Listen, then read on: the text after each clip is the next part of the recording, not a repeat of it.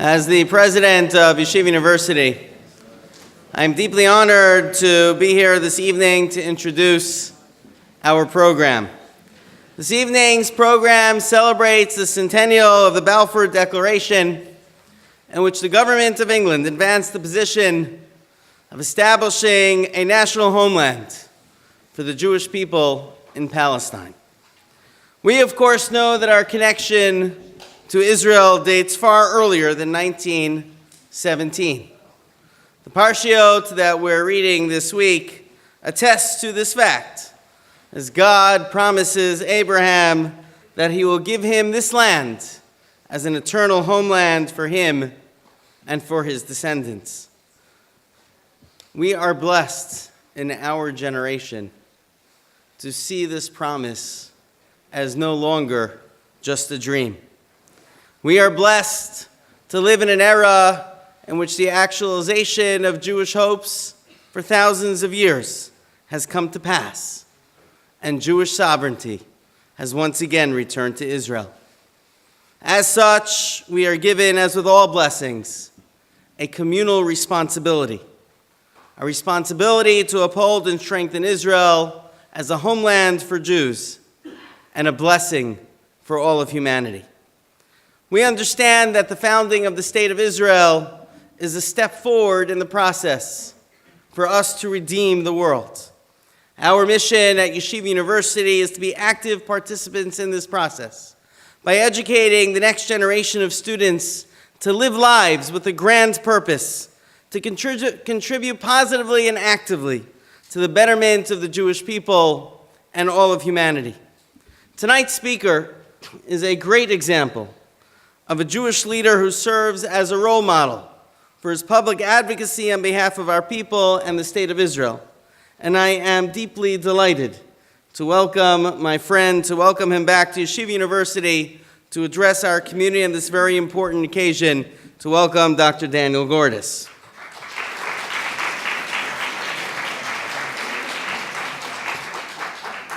This event is part of an annual series that is very significant on the calendar of Yeshiva University. It's crucial for our students and broader community to engage with world's leading public figures and thinkers. I thank Bryan Daves for his assistance in arranging this program, and my deep personal thanks to Dr. Marcia Robbins-Wilf for sponsoring this incredibly important program for our community. In order for our students to aspire to use their talents to best contribute to the world, they need to be inspired by being introduced to leaders of our generation. This Scholar in Residence program introduces them to these leaders, assisting us immeasurably in our work to help them attain their personal goals and maximize their personal characteristics. This series is crucial for us, and we thank you, Marcia, for sponsoring it for this program, and we look forward to many years of continued partnership in building the Yeshiva University of tomorrow. I thank you all for coming, and I look forward to a wonderful evening and an engaging program. Enjoy.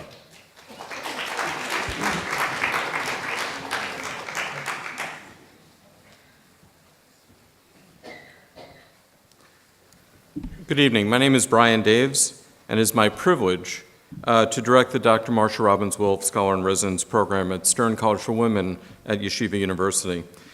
Before we begin our program, I would like to thank Dr. Marcia Robbins-Wilf for her long dedication to Stern College, to Yeshiva University, which has made tonight's program possible, as well as programs like this that have taken place over a decade and a half. Please join me in thanking Dr. Robbins-Wilf. We are also thrilled to have Dr. Ari Berman, the newly installed president of Yeshiva University, with us, as well as Dr. Karen Bacon, the Dean of Undergraduate Arts and Sciences here at Yeshiva University. Thank you for being here tonight and for your continued support. We are truly honored. I also want to take this moment to recognize someone who isn't able to be with us tonight. someone who had worked on this program for a number of years, and sadly her passing a little bit over last year made it so that she was no longer going to be a part of this. Joan Apple, who had spent many years at Yeshiva University dedicating hard work to make sure that the university, Stern College for Women, were successful institutions. There are a number of other people at YU that I would like to recognize, in particular Jessica Saunders with the event staff and Miriam Mian of Institutional Advancement, as well as Robin Hartman with Donor Relations. And also, unfortunately, unable to join us is Dr. Jacob Weiss, who is the director of the YU Museum, who is unable to be with us tonight, but whose help made this evening possible. We are here tonight because in a few short days, it will be the centennial of the issuance of the Balfour Declaration, just 3 days from now, which granted the first expression of international support for the creation of a Jewish homeland in what was then Palestine, and which eventually led to the creation of the State of Israel some 3 decades later. We also have here in this building, in the galleries of the YU Museum, are some original drafts of that declaration and are actually available for view after tonight's program.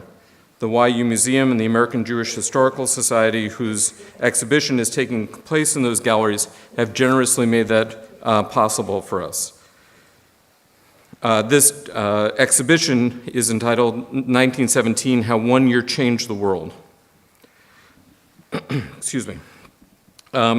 I am thrilled that we have the opportunity to hear from an extraordinary scholar of Israel on this centennial, Dr. Daniel Gordis, who will speak on the origins and the legacy of the Balfour Declaration.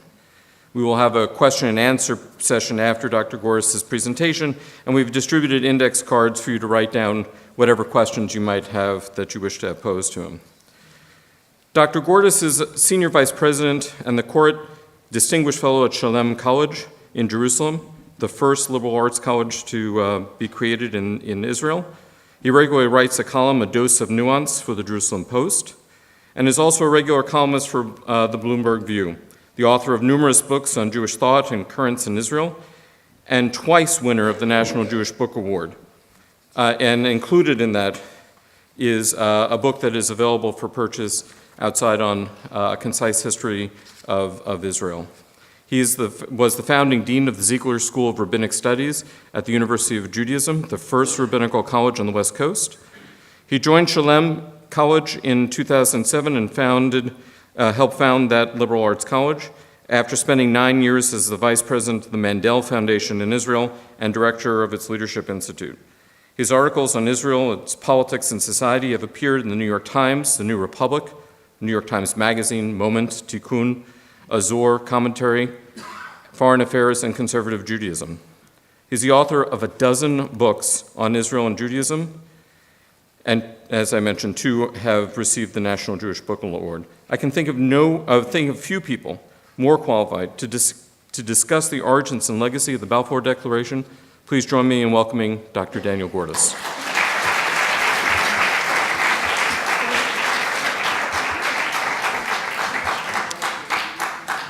Thank you very much, Professor Daves. I want to begin by also expressing my thanks as well to Marcia Robbins-Wilf for her sponsorship of this evening. An extraordinary career of dedication to Jewish education, to the Jewish people. It's an honor to be associated with a program that has your name on it. And I also want to express a warm welcome and a hello from afar and close up to my good friend, now the president of Yeshiva University, Rabbi Dr. Ari Berman. Jerusalem's loss is New York's gain. And while we miss you in Jerusalem, we're thrilled to know that you're going to have an extraordinary impact on the Jewish world from afar, and we know that you'll eventually be back.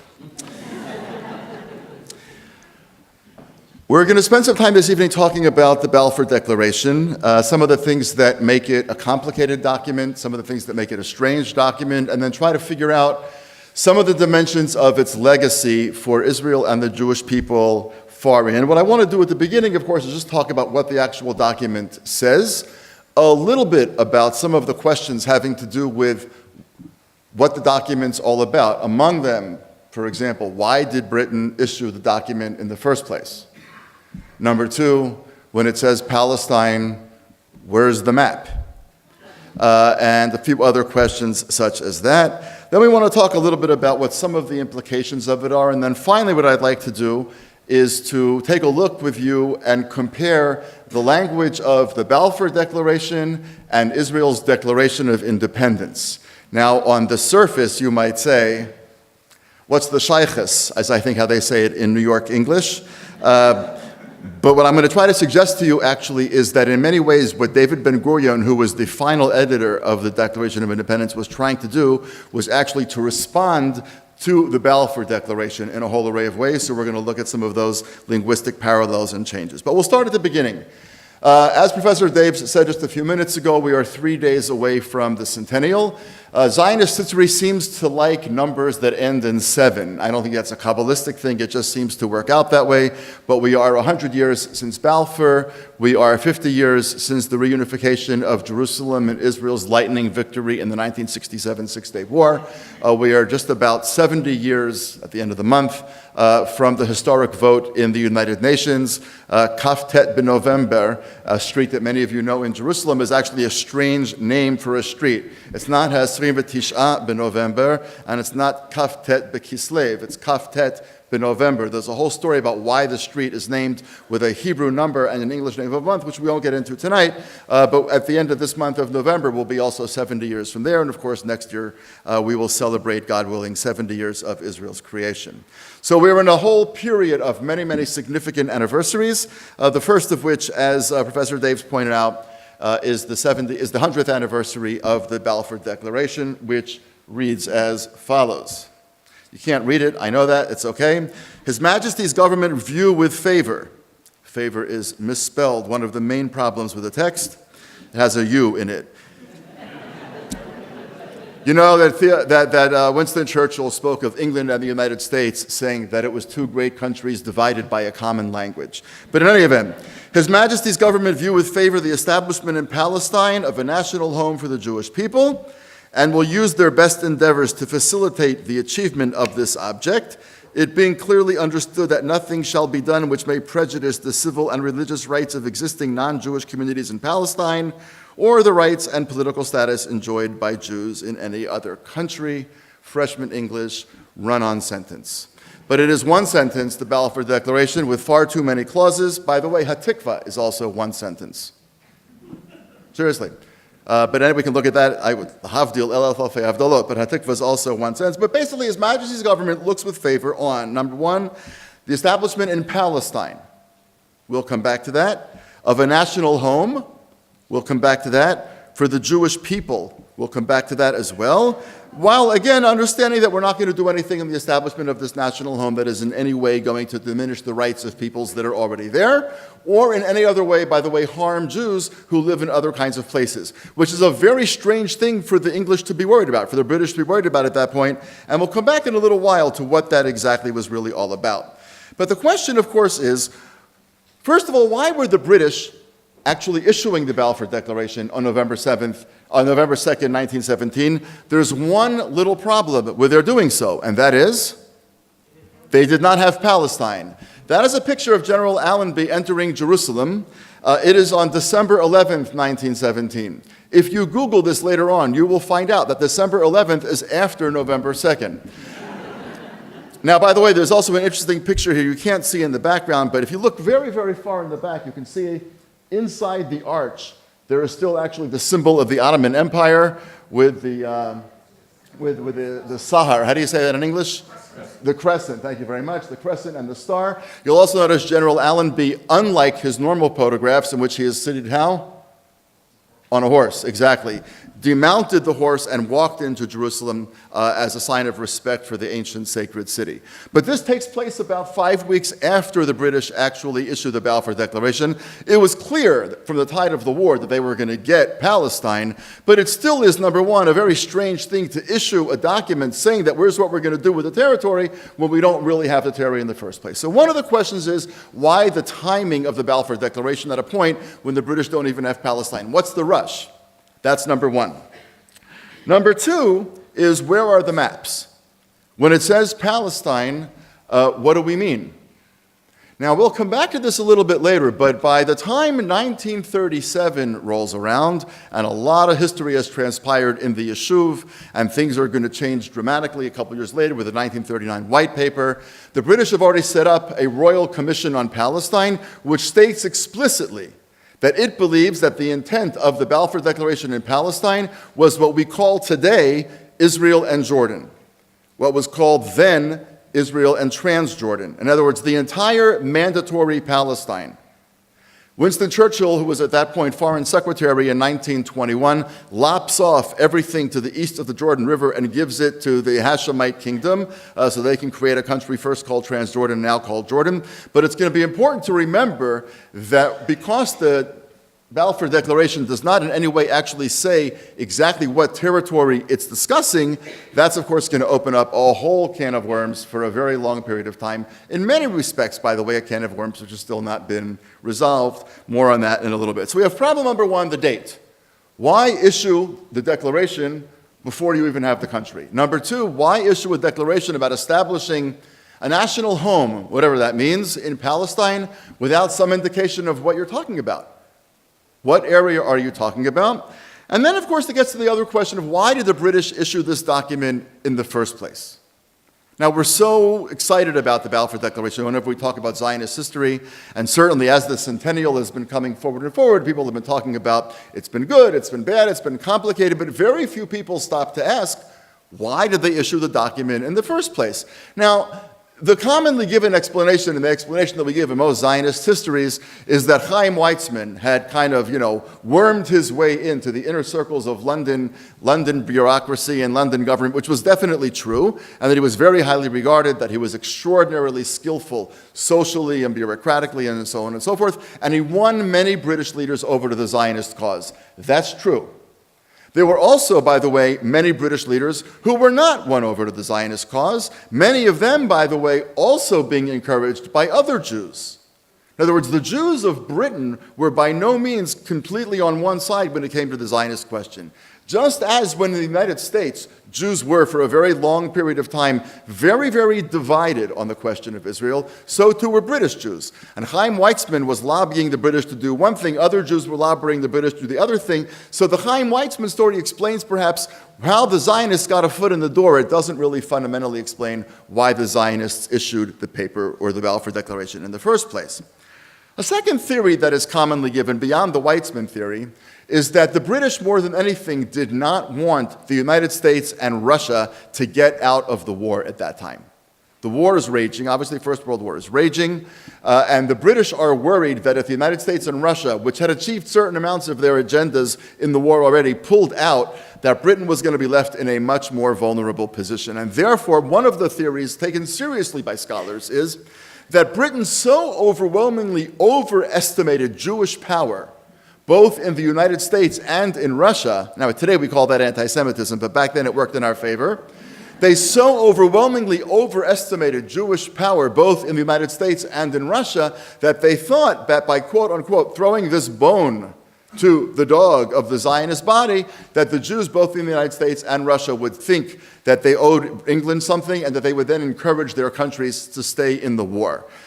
It's a little bit far-fetched to imagine that because the British issue a one-sentence declaration about a land that they don't yet have without a map to it, about a movement that Jews are not entirely behind in any respect, would actually have the ability to have Jews in the United States and Russia influence their country's foreign policy, but that is actually one of the arguments that people make. Another argument that's given, and this is actually, I think, also very plausible, is that the British knew they were going to get Palestine, and they thought that by declaring very early on that they weren't grabbing it for themselves, because some of you may be aware, there was what was called the Sykes-Picot Agreement between England and France, and they were going to divide up the Middle East differently. And at the last minute, England pushed France to move the border north towards Syria, so that England would get the entirety of what was then going to be called Palestine. And the question was, in order to reduce France's resistance to having had the border pushed north after the Sykes-Picot Agreement, perhaps Britain thought, if we actually declare, even before we get it, we have no intention of keeping this. This is not about us. This is about handing it over to the Jewish people. Maybe that would actually soften the French blow a little bit, and that's possible. By the way, the French also issued something very equivalent to the Balfour Declaration at more or less the same time, thanks to the work of Nahum Sokolov, who is actually underappreciated but very well known still in Zionist history, and had a tremendous amount to do with that. So, we don't know exactly why the British offered it when they didn't have the land. We don't know why they didn't attach any maps.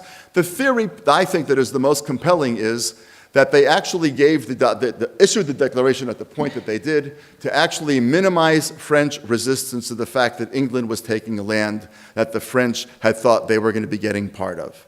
And if the argument that the French were going to make is, well, it's ours, then England could say, well, we're not even really going to keep it in the first place anyway. Then for the French to say, no, but we were going to keep it, makes the French in an uncomfortable position. That probably has more to do with it than anything else, quite ironically. Now, then the question becomes, of course, so how do people respond to this document? How do people respond? Now, this is a ha-besora, right? Vivaser lanu besorot tovot. This is kind of the great tidings, and this is actually a Hebrew translation of the English of the Balfour Declaration. It's actually pretty, if you're sitting towards the front, it's probably fairly legible, but you can see it's actually done almost as a kind of a religious document. The Jews who were part of the Zionist world saw this as an extraordinary accomplishment for reasons that we're going to come back to in a minute. And they talked about it in kind of revelatory terms. And even just you've seen other kinds of religious pieces that are kind of calligraphed in this kind of a beautiful way. You can see Birkat HaBayit that looks like this. Sometimes Megillas even look a little bit like this. This clearly has lots of religious overtones. You can see the Lion of Jerusalem. You can see the Jewish star on the top of a tower. There's the palm tree. There's the flag, of course, of a country that doesn't yet exist, but it's already the Zionist flag long before Israel's created, alongside the British flag on the left-hand side. This is a kind of idealized vision of what the Balfour Declaration was going to be. But that was, of course, not a view shared by many, many people, both back then as well as now. The most read book on the Balfour Declaration, in terms of written by modern historians in the last decade or two, is by a guy named Jonathan Schneer from Texas. And the title of the book is The Balfour Declaration, The Origins of the Israeli-Arab Conflict. You don't have to know much more than the title and the subtitle of the book to understand exactly what he says, which is that because the British did this, the Israeli-Arab conflict broke out. And I'll just give you a quote. For those of you taking notes, it's on page 370. Deceptions, misinterpretation, and willful thinking, etc., the lead up to the Balfour Declaration, which was very contentious, sowed dragon's teeth. It produced a murderous harvest, and we go on harvesting even today. So among many historians, especially those who are not particularly positively predisposed to the Zionist enterprise, the idea that the British took this colonialist step and gave the land that they had captured to somebody else who didn't live there, all the while ignoring, would say Schneer, the people who were the indigenous population, again, says Schneer, not me, he says unleashes the Israeli-Arab conflict. That, of course, is simply false. The Israeli-Palestinian, the Israeli-Arab conflict was going to get unleashed because the Jews had decided to go home. There was no way to make this happen without an armed conflict. You can read the papers these last 2 weeks.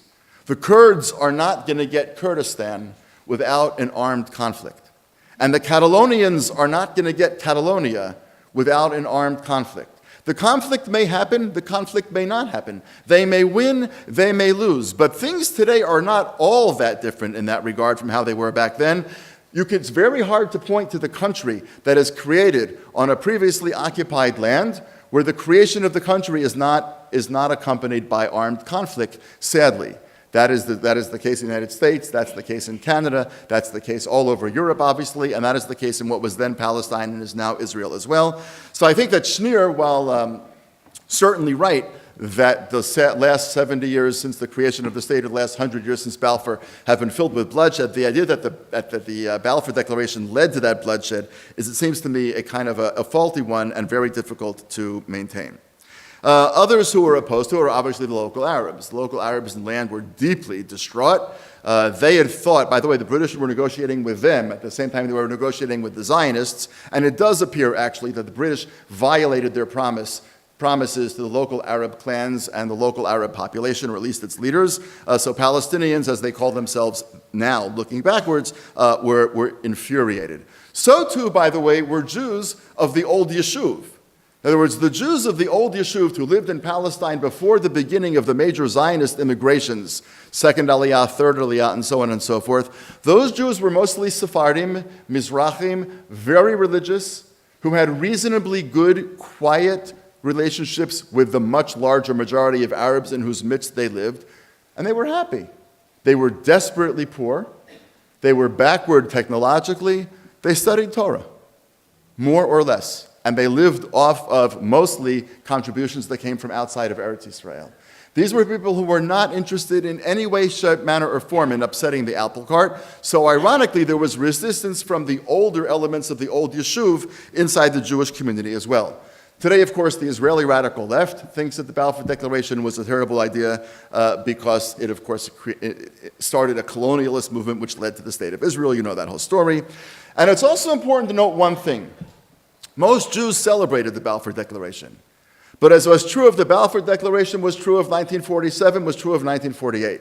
The Jews celebrated, but by and large, they didn't move. The third Aliyah, which was the first Aliyah post-Balfour Declaration, was a somewhat bigger Aliyah than the first and second Aliyot had been. But it's the fifth Aliyah that was a much, much larger Aliyah, because that takes place when Germany's already starting the Nuremberg laws. At the end of the day, Jews moved to Palestine, and at the end of the day, Jews ultimately moved to Israel when the countries in which they lived became utterly inhospitable.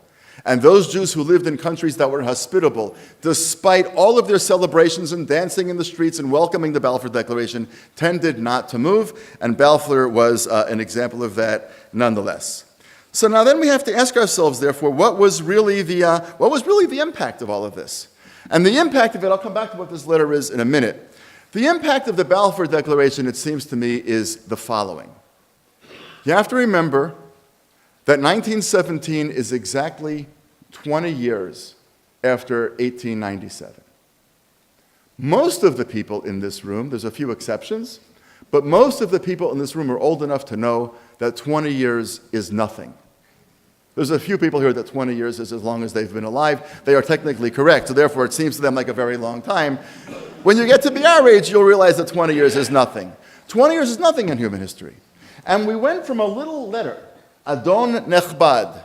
This was before the age of egalitarianism. This is a letter from Theodor Herzl, you can see, and Marcus Ehrenpreis. B'yom Aleph, Bet, and Gimel Ev Elul. So on the first 3 days of Elul, we're going to have a little conference in Basel. We're going to get Jews together. We're going to have a little project. We're all going to wear coats and tails and white gloves. By the way, Nordau showed up at the first Zionist Congress not wearing coat and tails. So Herzl sent him out. Because Herzl was insistent that if this was going to actually make an impression on the world, Jews needed to begin to do what other civilized people across Europe did. But to get from this little letter that says basically we're going to have a conference on the first 3 days of Elul, and we'd love for you to come, it's actually going to be very interesting, and the Jews have been yearning this for a very long time, to get from that letter to that letter is an extraordinary thing. The letter on the right is written by Theodor Herzl, by the way, in beautiful Hebrew, which he did not speak, but the letter is written in extraordinarily beautiful Hebrew to a bunch of Jews, some of whom came and some of whom didn't. It's an invitation to a party, basically. And within 20 years, you get a letter on the left-hand side, which is issued by the Foreign Office of what is about to be the world's most powerful empire. That is the extraordinary accomplishment of the Balfour Declaration. And in a sense, we could actually stop the conversation, very one-sided though it is, at this particular point. The point of the Balfour Declaration that ultimately makes a difference is that it is a shot in the arm to Zionist leadership, which scores a massive, major victory only 20 years after a bunch of Jews get together in a convention in Basel. And part of what has characterized Zionism, and we'll talk for a second about why this is actually part of Zionism's not downfall, but one of the traumas or difficulties that Zionism has had to deal with, Zionism had a few massive successes very quickly. To move from 1897, or the letter on the right, to 1917, 20 years later, the letter on the left, is an extraordinary thing. A few days after the First Zionist Congress, that letter on the left, Theodor Herzl writes in his diary, he's already left Basel, but he writes in his diary, "In Basel, I created the Jewish state." And then he said, if I said that out loud, people would laugh at me, but I'm sure it's true. In 5 years or 10 years, but certainly no more than 50 years, there's going to be a Jewish state. And 1897 plus 50 is 1947. I mean, it's an extraordinary thing to go from 1897, we're going to get together in Basel, would you like to come? Don't forget that it's black tie. Seriously, this letter, which the world's largest, about to be most powerful empire, now recognizes Zionism as an international issue, to 30 years after that, the world votes to create the state. That is so unheard of in the history of liberation movements that it becomes difficult for us to think about what Zionism actually is, which is the national liberation movement of the Jewish people. That's what it is, and part of the problem that we face today is Zionism's success. If only we were as frustrated as the Catalonians, and I'm serious, if only we were as frustrated as the Basques, or the Chechens, or the Kurds, or any one of a number of other national liberation movements that have achieved almost nothing, if anything at all, it would be very easy for us to talk about Zionism as the national liberation movement of the Jewish people, because we wouldn't be liberated. But precisely because Zionism was so effective so quickly, it's actually become hard for us to remember that that's what Zionism always was, and that's quite frankly what Zionism still is. So the main accomplishment I would suggest to you of the Balfour Declaration is that it indicates to people very, very early on that the Jews have actually scored a major victory and that they're going to be able to transform history extremely quickly, perhaps more quickly than they might ever have imagined. And I want to give you one other transformation which is not specifically related to the Balfour Declaration, but I think does tie into this notion of how dramatic was the transformation that Zionism, in large, wrought for the Jewish people. The Allies liberate Auschwitz in January 1945. And almost everybody in this room has seen those newsreels and the black and white grainy videos of human beings who look like skeletons, wearing, if you could even call them, clothing that are so ridiculously large on them that it's laughable if it wasn't so horribly tragic. Piles of bodies, bulldozers. We've seen the horrible movies. It is the image of the Jew as the ultimate victim. Powerless, friendless victim. January 1945. June 1967, Israeli paratroopers burst through the walls of the Old City and unified Jerusalem. It's 22 years later. It's nothing. Now, of course, I understand that the people that you see in those videos are not the paratroopers who burst through the walls of the Old City. I understand that. But just to think about the difference in the Jewish existential condition and to think about the difference in the way that the Jews thought about themselves between January 1945 and June 1967 is an extraordinary testimony to the way in which the national liberation movement of the Jewish people really did succeed. So we have now from a letter, now we have here, by the way, this is actually it's kind of just a cute little piece from the collection of a very good friend of mine, David Matlow, who's a guy in Toronto. He's an attorney in Toronto who has the world's largest collection of Herzl memorabilia, stuff that you can possibly imagine. You can't imagine this house. The house is a nice, perfectly normal house, but the collection is beyond unbelievably unimaginable. And this is actually a ticket to the First Zionist Congress, which has somebody's name, Dr. I can't read what it is, somebody Lowy. But anyway, somebody sort of just, an entrance card, but etc. And what it does is, in addition to moving us from a little conversation about a bunch of Jews getting together in Basel to this official letter, it not only gives the Jews this shot in the arm, it of course also gives a shot in the arm to the setting of the stage of an international conversation. In 1947, the idea that the Jews need a state is not a new idea anymore, because the British introduced it into international parlance 30 years earlier. Some people loved the idea, some people didn't love the idea. Some people thought it was all of mandatory Palestine, some people thought it was less. Some people thought it was going to be a state, some people thought it was going to be something else, but it didn't matter. By the time 1947 rolls around, the idea of a national home for the Jewish people in Palestine has become part of international discussion. And that's, of course, again, one of the major things that makes the Balfour Declaration so unbelievably important. And just to give you one other idea of the extraordinary accomplishment and the change and the dramatic nature of the dramatic change in the nature of the Jewish people, just look at these two things. This is 1917, this is 1947. On the left is the Balfour Declaration. On the right is a piece of paper which is in the Israeli National Archives, and you can actually see it. Unfortunately, you can actually touch it. They shouldn't let you, but they do. This is the score sheet that the Zionist delegation to the vote on November 29, 1947 used to actually tag along as they were counting the vote to see which way the vote was going. And then at the bottom, you can see all sorts of people who signed it. Abba Hillel Silver is here. All sorts of people are here. They ultimately got Truman to sign it on the side. But it's really an extraordinary document. In 30 years, you move from one guy in the British Foreign Office issuing one sentence, which has no real legal binding at that point. In fact, we're going to get to this later on. The British will, of course, revoke the Balfour Declaration. They'll never say that they did, but of course they did.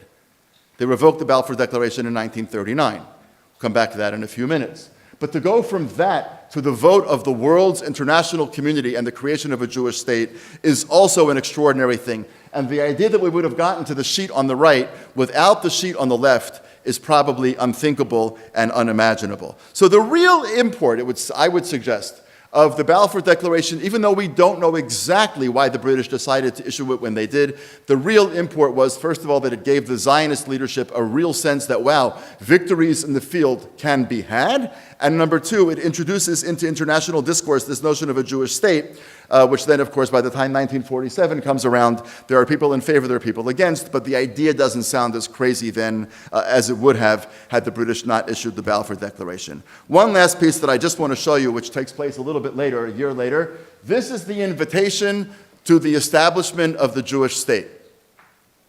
It's also in this guy, David Matlow's collection. But it has nothing to do with the Balfour Declaration specifically, but since part of the Balfour Declaration is a celebration of the extraordinary miracle of the history of Zionism, it just felt to me that this was something really worth taking a look at. So the first line in Hebrew, Hinenu mitchabdim lishloach lecha or lach bazeh hazmana, we're happy to send you this invitation, the Moshav Hachrazat Ha'atzmaut, to the setting of to the session of the Declaration of Independence. Shayit Kayem, there was no Be'ezrat Hashem. Shayit Kayem B'yom Vav Hey Be'iyar, which will take place on Friday. Hey Be'iyar gives you the date, tells you where. Be'ulam HaMuzeon, in the museum auditorium. What we now call Independence Hall was once the Tel Aviv Museum, which is where they had it. They didn't think about it. They didn't have Independence Hall before independence, right? That's just sort of one of those things. And then it says they wrote Rothschild 16. In case you didn't know where the museum was, because you've been so busy fighting off the enemy, it's Rothschild 16. You are asked to keep secret the content of this invitation, and the time of the gathering of the executive body. And they weren't kidding. In other words, this was serious. I mean, they could have bombed it. There were all sorts of things that could have happened. People who are invited are asked to come at 3:30. And then what I love at the bottom left, Tilboshet, Bigdei Chag Kehim. There's a dress code. Bigdei Chag Kehim means dark holiday dress, which means don't dress like the kibbutz farmer that you are. Pretend you're in Europe, put on a suit. And if you remember the pictures that were taken, everybody pretty much towed the line and did that. And again, this is not specifically related to Balfour, but it's the outcome of Balfour. It would not have happened in all likelihood without the Balfour Declaration. But now I want to bring us back to what I said at the earlier part of the lecture, which is that I want to now spend the last part of the lecture looking at a comparison between the text of the Balfour Declaration and the text of Israel's Declaration of Independence. And what I want to suggest to you is this, and to make sure that you listen, I'm going to do this. What I want to suggest to you is this. No, I got all the controls. You can't really understand the Israeli Declaration of Independence and some of the strange ways in which it's worded unless you understand that is it a direct reply to and a retort to the wording of the Balfour Declaration. Even at the moment of the declaration of Israel's independence, or a few days earlier, the day before, when Ben-Gurion is editing it, he is insistent on reminding the British that all of your assumptions that went into the Balfour Declaration, they're not mostly wrong. They are all wrong. And part of the point of our Declaration of Independence is to point that out to you. So His Majesty's government views with favor. What does it say in Israel's Declaration of Independence? Be'eretz Yisrael kam am Yehudi. The Jewish people was created in Eretz Yisrael, not Palestine. It's not Palestine, and it's not created by His Majesty's government. Because then he's going to go on, V'horish la'olam kulo et sefer hasfarim hanitzchi. Ben-Gurion says, and it was in the land of Israel that we gave the world at large the eternal book of books. That's where the authority for this comes from. His Majesty's government, with all due respect, has nothing to do with Eretz Yisrael. It can say whatever it wants about Palestine. But we're not having a conversation about Palestine. We're having a conversation about Eretz Yisrael. And when it comes to Eretz Yisrael, says David Ben-Gurion, not Rabbi Herzog, not Rabbi Cook, David Ben-Gurion. David Ben-Gurion says, you want to know why we have a right to this? Not because of His Majesty, but because of the eternal book of books. David Ben-Gurion was part of a generation of early Zionist leaders who were, we like to say, secular, but that word doesn't mean anything, any more than the word religious means something. He believed with every fiber of his being that while he did not follow the mitzvot that were laid out in the Torah, etc., he knew with every fiber of his being that God had given the land of Israel to the Jewish people. And in fact, when a young man named Mordechai Beham, about a few weeks earlier, in Chol HaMoed Pesach is when they start writing the Declaration of Independence. They realize we're going to declare independence, we're going to have a country, we need a Declaration of Independence. Mordechai Beham is a young guy in the Ministry of Justice, basically, whose father had also been very well known. Ben-Gurion turns to someone who then turns to him and says to this guy in Chol HaMoed Pesach, write a Declaration of Independence. He has no idea what to do. Back in those days, you couldn't download one. He goes a few doors away to the home of a guy named Harry Davidovich. Harry Davidovich is a fascinating guy. Grew up in a typical shtetl environment, traditional, very religious, etc., with the mass of American immigration, Eastern European immigration to America, came here, eventually went to JTS, and got ordained in the late 1800s or the early 1900s in JTS. JTS was a very different kind of a place back then, as most of you know. It was virtually indistinguishable from the Orthodox community. But nonetheless, he got ordained there. And then after he'd been there for a while, he had another crisis of faith.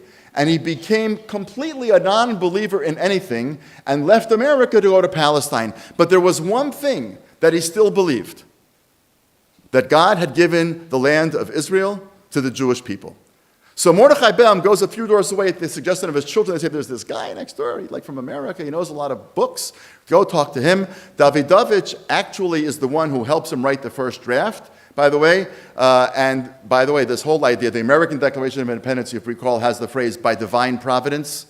That's where our Surah Yisrael comes from. The idea that Surah Yisrael is inserted at the end as a compromise between the religious who wanted God in it and the secular who did not want God in it is completely wrong. Surah Yisrael is in there from the very, very first draft. There's many drafts of the Declaration of Independence. Most things change. Surah Yisrael does not. But the first thing that Ben-Gurion wants to say is, His Majesty's government, with all due respect, it's the book of books, which actually gives us the right to this land. And then the establishment in Palestine, as we mentioned a few moments ago, it's not Palestine.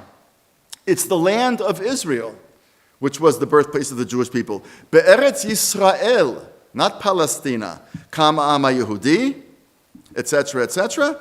And then if you look at the very end of the Declaration of Independence, mitoch bitachon betzur Yisrael, which I just quoted before, out of, in faith in Tzur Yisrael, whatever that means, hinenu chotmim b'chatimat yadenu, we hereby sign le'idut al-hachrazazu, as, witnessing of this declaration, b'moshav moetzat ha-medina hazmanit, at this session of the Temporary Government Council, al admat ha-moledet Be'ir Tel Aviv. Al Admat HaMoledet is not necessary.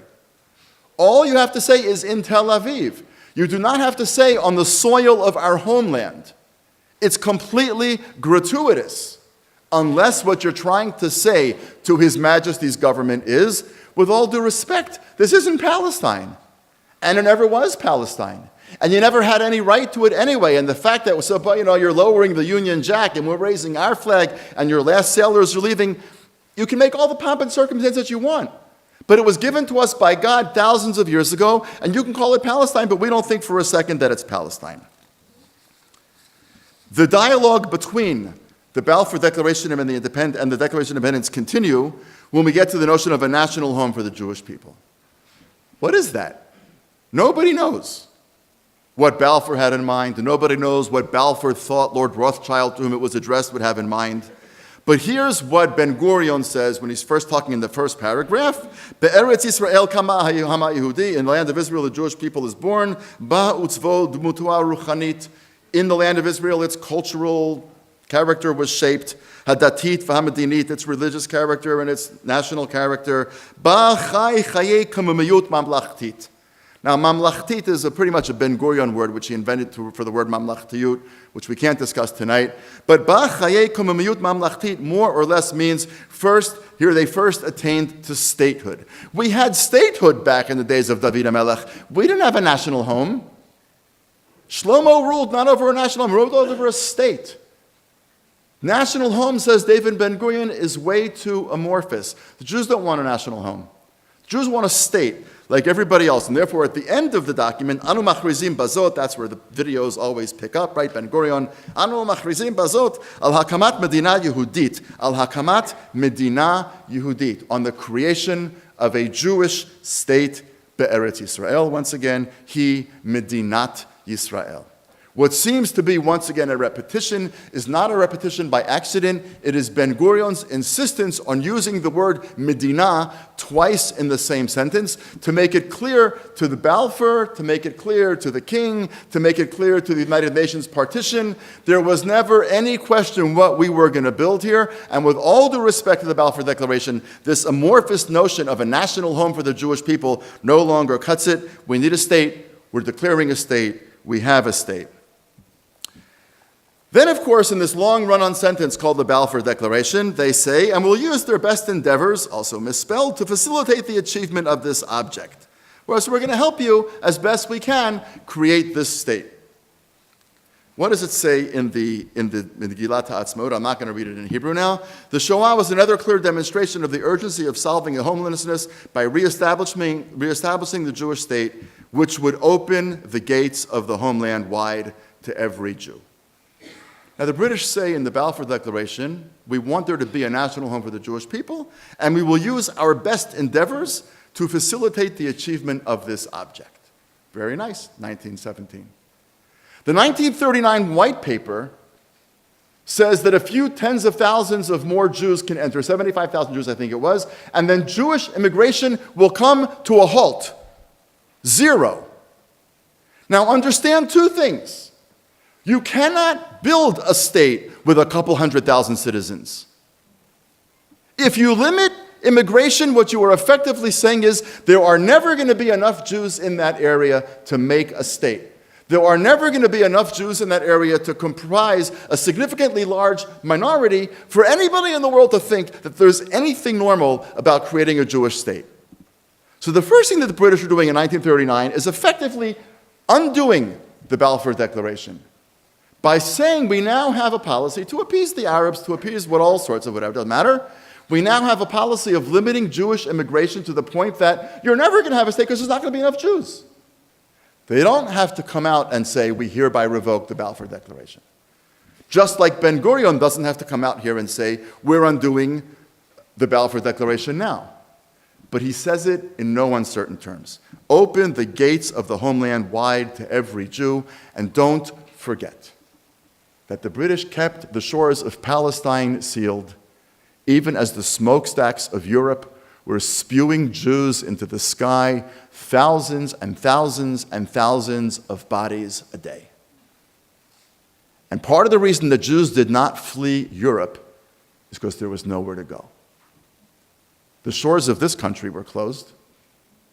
The shores of Canada were closed. Australia was very far away and largely closed.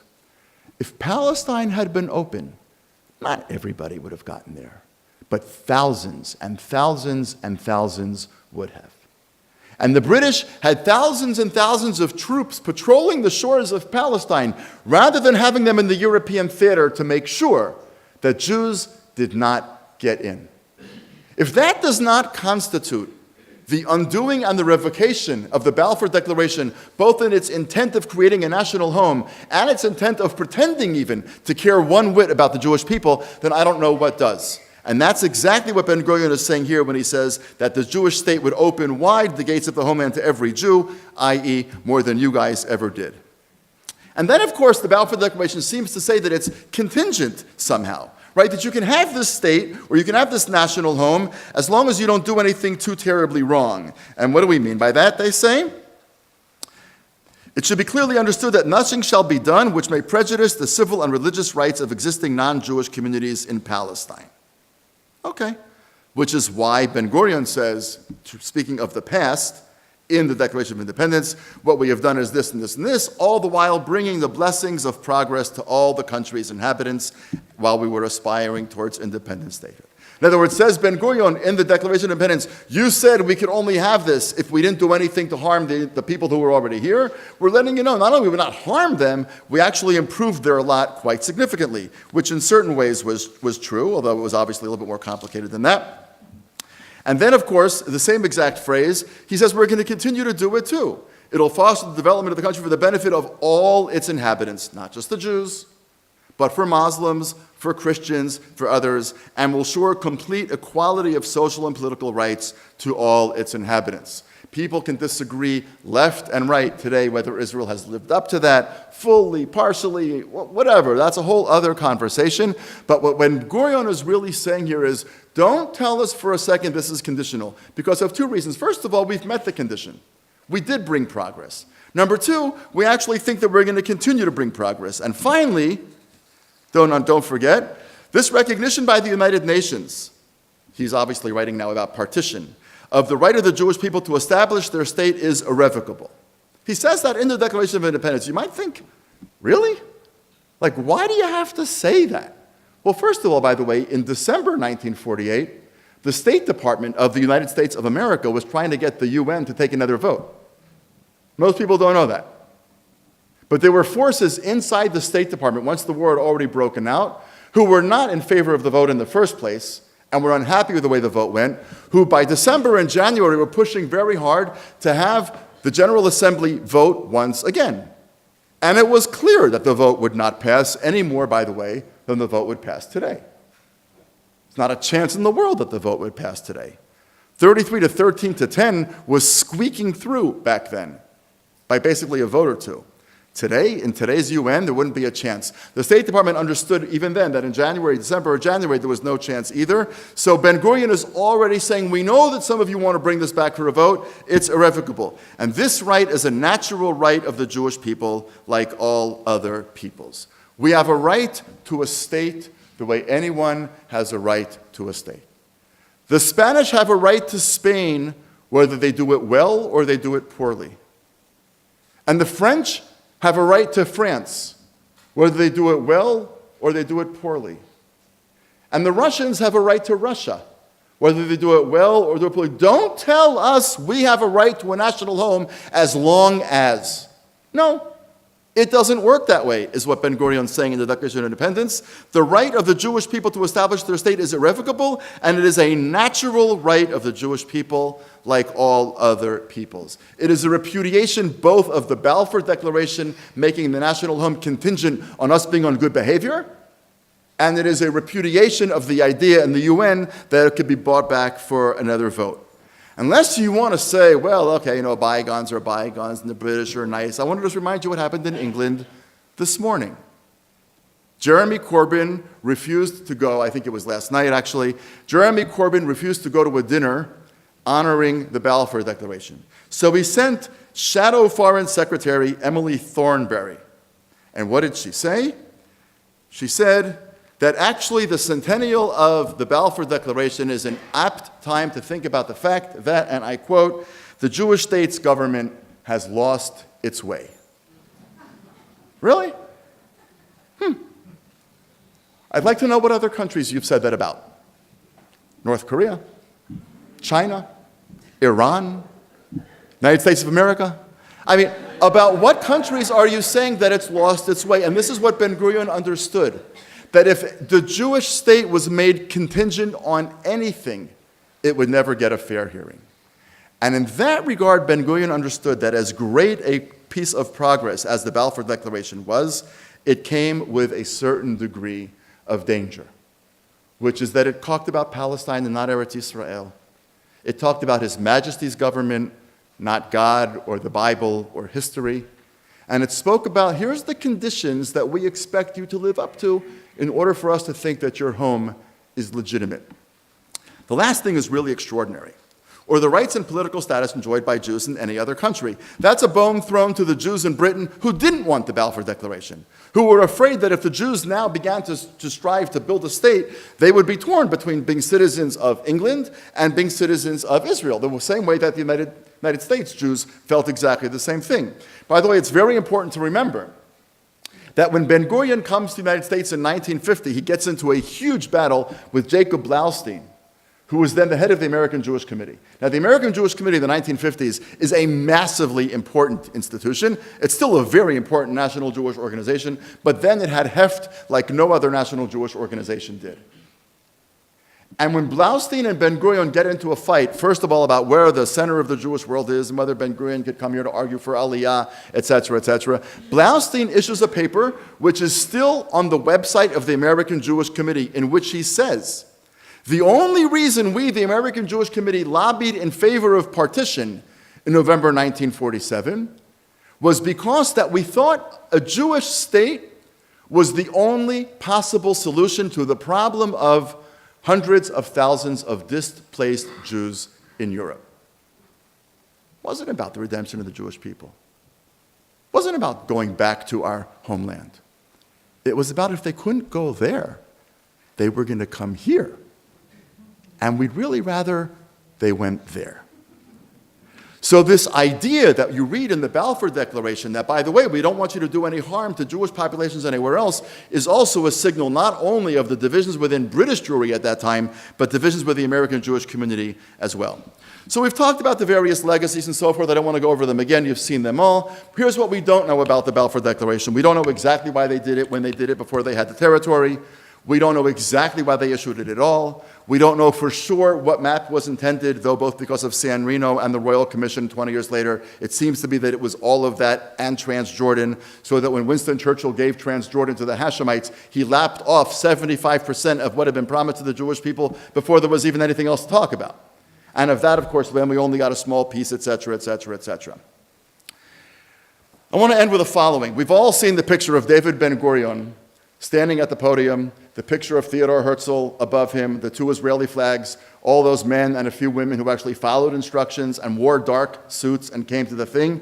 There is a picture of Ben-Gurion taken about 10 minutes before he declares the beginning of the Jewish state. And one can laugh at that picture, but I actually find it chilling. David Ben-Gurion was a very smart man. This is right before he declares the Jewish state. And he knew it was not going to be simple.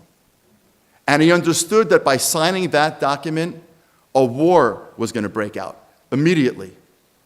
And he knew full well, by the way, that there were going to be people that were going to come on ships from camps in Europe who would have exactly 0 days of military training, would be given an M1 rifle and a couple of magazines and sent to the front, and were going to be killed. And we're going to get brought back to be buried, and the only identifying piece of information that we had about them was the purple number on their forearm. which Tzahal was never going to use to identify anybody for anything. Ben-Gurion understood that this was going to be a mess, and it was going to be complicated, and it was going to be painful. So we moved from a sense of tremendous accomplishment to really what it was meant to do, and yet what it was meant to do, it seems to me, we ought to remember, was very fraught. And I leave you with the following thought. There were about 75 years between the time that David declared Jerusalem the capital of his kingdom, King David, Hamelech David declared Jerusalem the capital of his kingdom, until Am Yisrael splits the kingdom in half, turning it into Yisrael and Yehudah. It's about 75 years. That's the only time that we have sovereignty over the whole area during the first kingdom. From the time that Yochanan the Kohen HaGadol, under the Maccabees, declares liberty against the Greeks, until the time that the children of Shlom Tzion HaMalka passed the kingship back into foreign hands, is about 66 years. That's a total of 141 years of independence out of 3,500 years. In the last, until Israel, the 35 previous 100 years of Jewish history had been history of sovereignty for 141 years, which is 4% of the time. The default position in Jewish history is not sovereignty. The default position in Jewish history is a lack of sovereignty and actually exilic communities. So I want to suggest to us that as we both celebrate and contemplate the centennial of the Balfour Declaration, contemplate its complexity, feel a certain amount of bitterness at the duplicity of the British who would issue this document in 1917, but then by 1939 limit Jewish immigration to zero, even as the Nazis are building death camps all over Europe, but also celebrating the extraordinary accomplishments of Zionism, moving from the first Zionist Congress in 1897 to the Balfour Declaration 20 years later, to the Partition Plan 30 years after that, to June 67, 19 years after the creation of the state. It's a rapid-fire series of accomplishments that we have absolutely no guarantee is going to continue. It is actually in our hands to be wise, to be thoughtful, to be nuanced, to understand the miraculousness of that which we hold in our hands, and the sacred task that we face in making sure that we can bequeath it to generations to come. Thanks very much.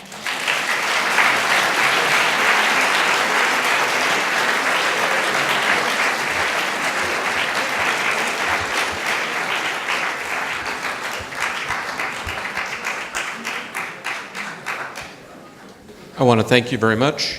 For those of you who would like to ask questions, there were index cards that were distributed, and I would like those who are here from the staff to walk down the aisles to collect them and pass them forward to the stage.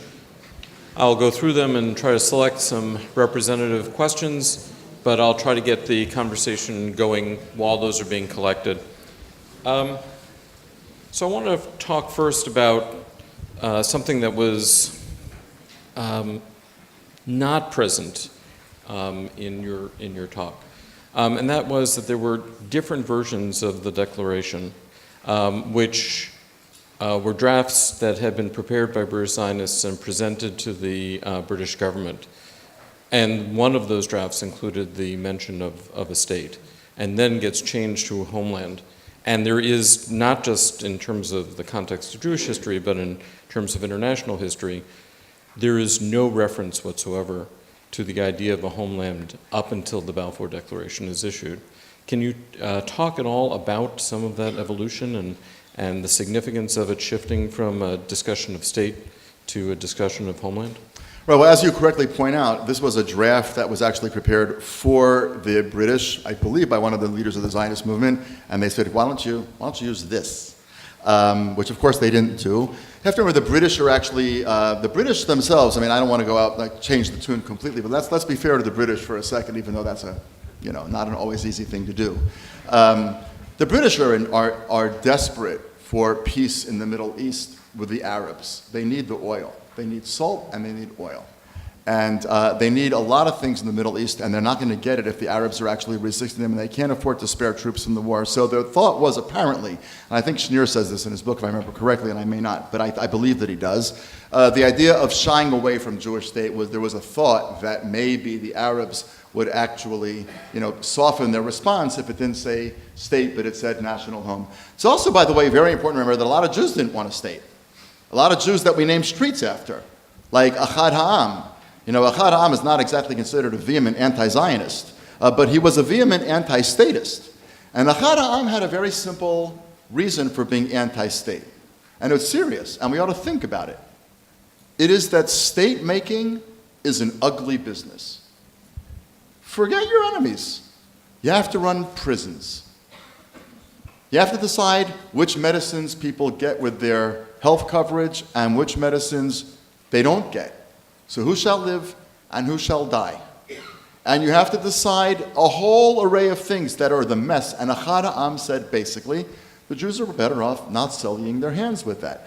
So there was apparently some pressure from within the Zionist movement actually also not to use state, but to use national home, which is exactly what Achad Ha'am wanted. And I think it was Schneer, again, I'm not 100% certain, but I believe it was Schneer who says that there was also some hope that it would soften the Arab response. So you had talked about British duplicity in connection to the way in which David Ben-Gurion delivers the Declaration of Independence.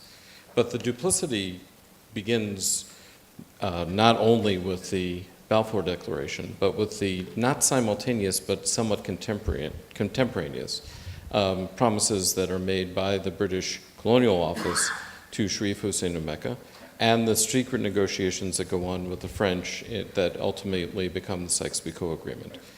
Is this just a matter of the British government not speaking with one voice, or is this a matter of the British government acting in a somewhat duplicitous fashion? I think it's both. In other words, it was not speaking with one voice so that it could be duplicitous.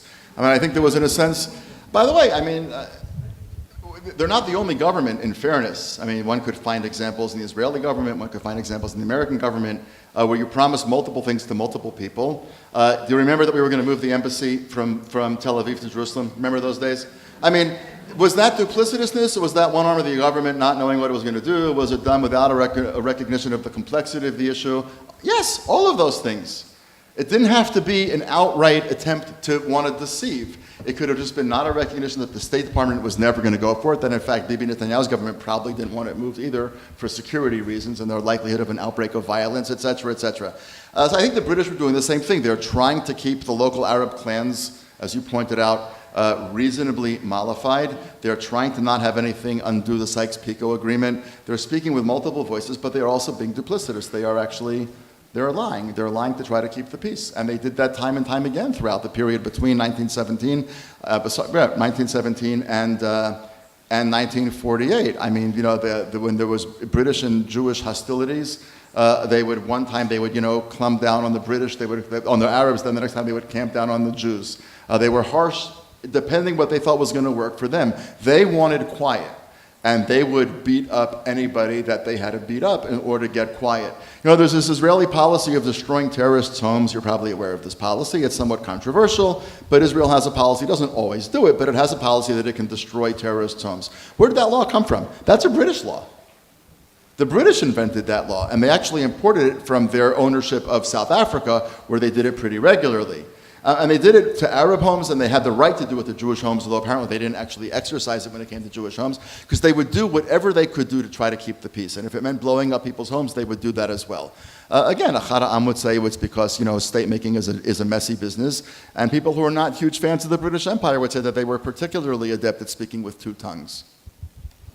So as you mentioned, Palestine and what the map of Palestine was unknown. Do you have any sense as to what the Zionists, to whom this declaration was issued, thought Palestine was? Well, we know exactly what Jabotinsky thought it was. Jabotinsky was sure that it was what we would call today Israel post-67, but Israel today, from the Mediterranean to the Jordan and the country of Jordan. And we think of Jordan as this little strip of land on the other side of the Jordan River, which includes Amman. But in fact, it's a huge country. and it extends way out to the east. Jabotinsky was 100% convinced that that's what it was, and if you look at the emblem of the Etzel, which was the underground movement commanded by Menachem Begin, who was the Talmid Muvhak, the disciple of Jabotinsky, their emblem was actually the map of the entire British mandate, in part. It also had a gun and this and that.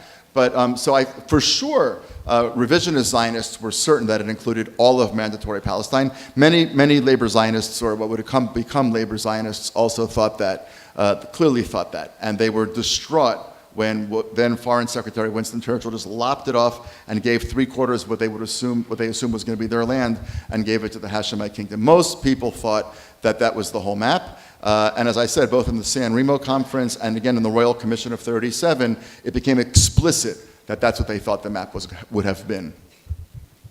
So moving from the Balfour Declaration to the mandate, the Balfour Declaration is actually included in the British mandate for Palestine. But as you had discussed, the British commitment to that mandate and to the Balfour Declaration itself was very short-lived. Can you talk a bit more about how that transition from support for the declaration, the issuing of the declarations and incorporation of the declaration into the mandate shifts to what happens in the 1930s and the restriction on Jewish immigration to Palestine? Well, sure. I mean, you know much more about this than I do, but obviously the issue of the Jewish immigration on the restriction on Jewish immigration in Palestine is just simply is caving into Arab demands, and that's very clear. The Arabs want a complete restriction on Jewish immigration, and they just decide, you know what, we need quiet. We can't have Arab uprisings. There was an Arab uprising in 29. There were other uprisings as well. We just can't afford it. There was an Arab uprising in 36. Just cannot have another one now. We need quiet. So if we have to limit immigration even down to 0, we're going to do that.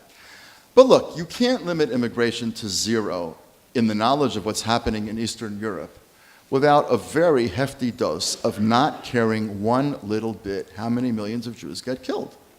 I mean, there's just no other way to say it. And the British, like many others, the United States, don't forget, closed its borders also. And it's not, by the way, like American Jews were out there parading in masses in Washington, D.C., demanding that the borders be open. There was one demonstration of 400 people, the vast majority of whom were Orthodox rabbis. There were millions of American Jews, and there were highways, and there was radio, and there was television, and there were airports, and there were buses. Where was the Million Jew March? Seriously, that's not a joke. In other words, this was worldwide. I mean, the Shoah happened. The Shoah was divided into 2 groups. This is slightly over-exaggeration, as you know, but still, those who did it and those who let it happen. I mean, really, that's the way the world split apart. Yes, there was Denmark, and there was a little bit of this, a little bit of that. But by and large, that's what was history between 39 and 45. The British really didn't care. The other thing that one has to remember, by the way, is even just saying, you know what, we're getting out of here. After the bombing of the King David Hotel, which seems to have been the turning point in terms of, we drive down King David Street now, and you say, oh yeah, there's the Eldon car rental place, and here's the King David Hotel, and there's the YMCA. Oh look, there's a string quartet concert tonight. Maybe I'll go to Mamilla, there's an espresso store. That's how we think of King David Street now. King David Street was the green zone of Baghdad back in 1946-45. It was completely encircled by rings and rings and rings of security. So when the Etzel was able to blow up that wing of the King David Hotel, what it said more than anything else to mothers in Britain was, there is no place in Palestine where your boy is safe. We're going to get him no matter where he is. Or we could, at least. Don't forget, the intention was not to have anybody get killed, right? They made 3 calls, tried to have the building evacuated, the calls were ignored, etc. But the bombing of the King David Hotel ended up being the precipitant of the British pulling out. But even the British pulling out, by the way, who gives you the right to do that? You have promised that you're going to actually see to it that there's going to be a national home for the Jewish people. What do you mean you're going to throw it into the lap of the General Assembly? What if the General Assembly votes no, which it almost did? In other words, even saying, we say it now is noble, we're going to pull it out, it's going to go to the UN, we're going to hear the roll call, then we're going to hear that it passes, then the video is going to cut to Jews dancing in the streets all over the world. Yeah, that's how it played out, but it didn't have to play out that way. We could have lost the vote. Even the idea that the British were going to pull back and just say it's not our problem anymore, even that's a violation of the mandate. So the British duplicitousness is extraordinary. And I hate to say it, but when the shadow foreign secretary yesterday evening can say, and 100 years of Balfour is an opportune time to think about how the Jewish state has lost its way, not as much has changed as we would like to believe should have changed. So there are a number of questions that deal with the following, which is, what do you think would have happened without the Balfour Declaration? Would the State of Israel have been created without it? With the criticism that you had presented of it. Right. My answer to that is always, what if there were no hypotheticals? There's so many variables. It's a fascinating thought experiment. The obvious one that gets asked much more is, would there have been a Jewish state without a Shoah? Right? And the theological implications of that question, and the moral implications of that question, and the conscience implications of that question are so problematic. I think it's just really very, very hard. It's very, very hard to know. But as we look back on history, there's no question that I think the major contribution of the Balfour Declaration was the injection of the idea of a national home for the Jewish people into international parlance. I'll give you an analogy, by the way, that you can like or not like. But it is that we can have a conversation all we want in libraries and in conference rooms and in online chat rooms and wherever we want. We can have a conversation all we want as to whether or not there's a Palestinian people. And there's probably people in this room who just love to have that conversation. But in the rest of the world, that's not interesting anymore. There's a Palestinian people, and they know where they live, and they know what they want. Maybe they can get it, maybe they can't. Maybe they should get it now, maybe they should get it later. But that there is a Palestinian people for everybody except some number of Jewish people around the world is a not interesting question anymore because it has been injected successfully into international discourse. The same thing was true of the idea of a national home for the Jewish people. Once an idea is injected into international discourse, it doesn't really go away very quickly. And my own sense is that the Balfour Declarations, having done that, having moved it from a bunch of Jews around the world, by the way, it's also important to remember this, that Zionist congresses, starting with 1897 in the first Zionist Congress, but then going on, are the first project that Jews around the world all share in 2,000 years. Right? In the 1600s, what did the Jews of Poland have to do with the Jews of Yemen? Or in the 1800s, what did the Jews of America have to do with the Jews of Iraq? Or in the 1700s, what did the Jews of France have to do with the Jews of Syria? Nothing. These were pockets of Jews with very different autonomous kinds of practices and halachot and traditions and so on and so forth. One of the things that Herzl does, actually, is he creates a project that for the first time the Jewish people, they were all reading the same Tanakh, they had the same sets of halachot, basically. They shared a lot of theological ideas, the ones of them who were still part of that religious world. But a project where they needed each other for something, actually, batachlis, 1897 and 1898 are the first time when that really happens. And so I think that partly what Balfour does is it injects the idea of a national Jewish home into national conscience, and then it solidifies actually this idea that there's actually a Jewish people. The Jewish people was a phrase that we used, but until the Zionist movement came about, it didn't mean nearly as much as it came to mean because of Zionism. So I think Balfour also actually sort of concretizes this idea of a Jewish people in international discourse as well, as to what would have happened if it hadn't been issued.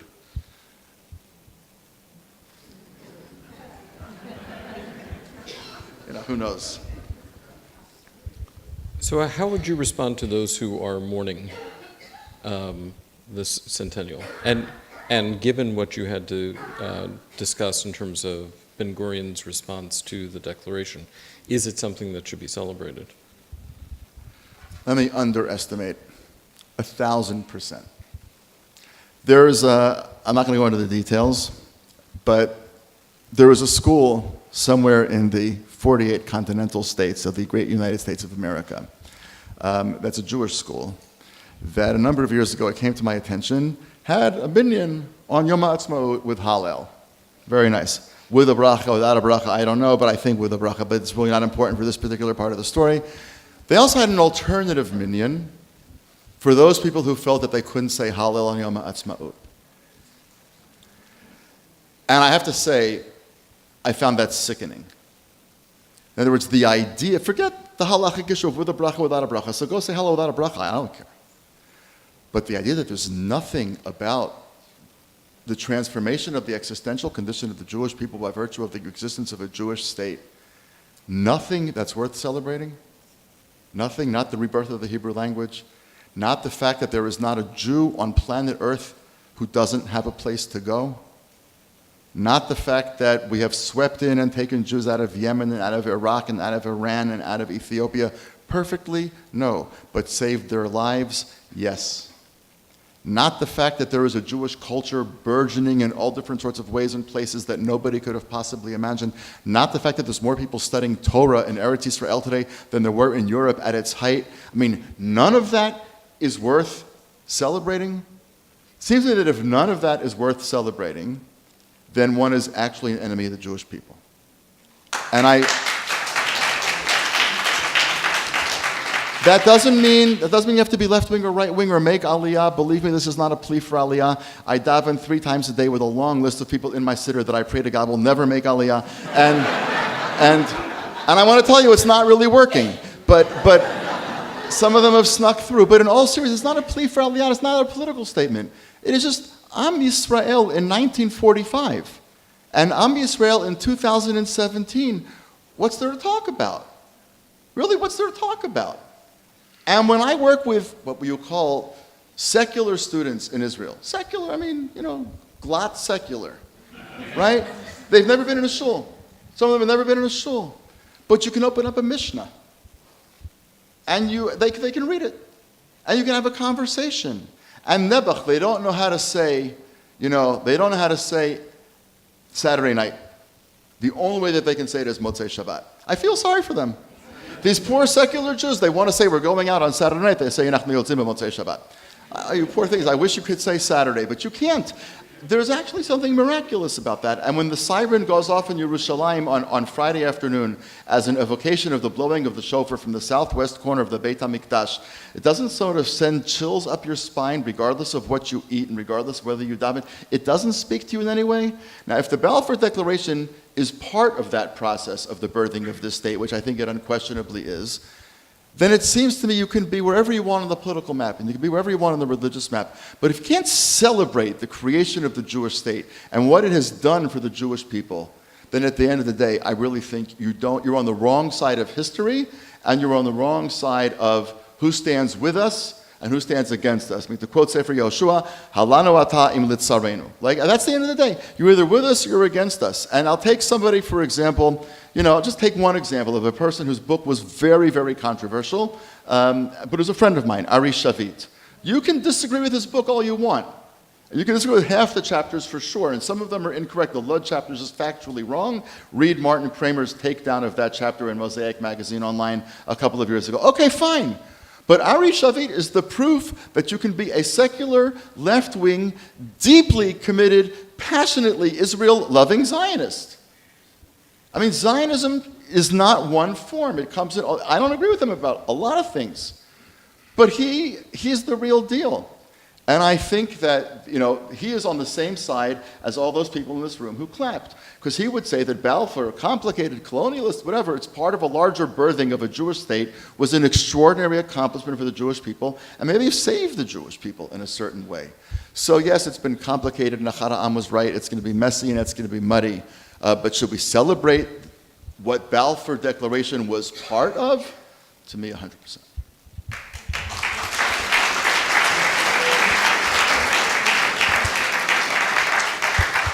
So I think that the questioner was asking not just in terms of those people who wish to criticize it because they think it was illegitimate, but whether or not the criticism that is implicit in what you discussed about David Ben-Gurion and the Declaration of Independence, as to whether or not at best it was patronizing and it was establishing, possibly by our permission, that you may do so. I think that was the other meaning that was... Okay, that was a long-winded answer to the wrong question. Whatever. Sorry about that. I would still say this, they say the road to hell is paved with good intentions, and I guess the opposite is also true. Whatever their intentions were, and however patronizing it may have been... Look, I don't think that... if they chose not to say state, they chose not to say state. They didn't think about saying Eretz Israel or even Land of Israel. Nobody called it that except for the Jews. They called it Palestine. Everybody called it Palestine. At the end of the day, I'm sure it was somewhat patronizing. At the end of the day, they clearly lied to some of the Arabs. They clearly lied to some of the Jews. They did a lot of duplicitous things. They used to say that the sun never sets on the British Empire, and the response was, that's because God doesn't trust them in the dark. And I think, there's a way in which the British were very complicated and wily, et cetera, et cetera. But at the end of the day, it, for all of its imperfections and for all of its insidiousness even perhaps, it got us to where we are today. Or it helped get us to where we are today. And so I see nothing worthy of mourning. I think historically it's actually fascinating and complicated, but that the ultimate project is successful, miraculously so, and to me, moving and chilling and mind-boggling and tear-bringing periodically. It just is. Well, with that, I would like to thank Dr. Gordis and for all of you. Thank you very much. Very good night.